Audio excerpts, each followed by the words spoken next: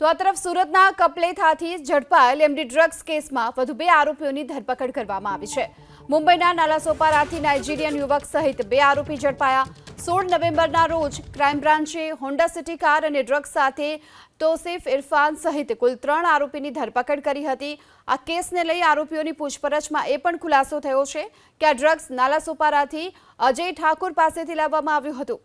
ત્યારે ક્રાઇમ બ્રાન્ચે અજય ઠાકુર બાદ નાઇજીરિયન યુવક ડેવિડ નામના શખ્સને પણ ઝડપી લીધો છે, જેનો ખુલાસો એ થયો છે કે અજય ઠાકુર નાઇજીરિયન યુવક પાસેથી ડ્રગ્સ લાવ્યો હતો, એટલે અજય ઠાકુરે સુરતના વેપારીને ડ્રગ્સનું વેચાણ કર્યું।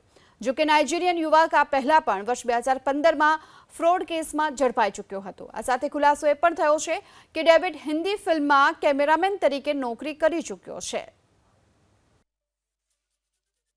સચિન પોલીસ સ્ટેશનમાં ચેકપોસ્ટ પાસેથી 550 ગ્રામ એમડી મળ્યું હતું અને એમાં તોસીફ ઇરફાન અને 3 લોકોની ધરપકડ કરવામાં આવી। તોસીફની એની પૂછપરછ દરમિયાન તોસીફ સુરત ખાતે આ ડ્રગ્સ લાવીને વેચતો હતો અને મુંબઈથી આ ડ્રગ્સ લાવેલો હતો નાલાસોપારા વિસ્તારમાંથી એક માહિતી આવી મળેલી હતી। ડેવિડ ઉચ્ચે નામ, અને ડેવિડ ઉચ્ચે પણ નાલાસોપારામાં જ રહે છે, મૂળ નાઇજીરિયાનો છે અને 10 વર્ષથી ઇન્ડિયામાં રહે છે અને આ બધા ધંધાઓ સાથે સંકળાયેલો છે।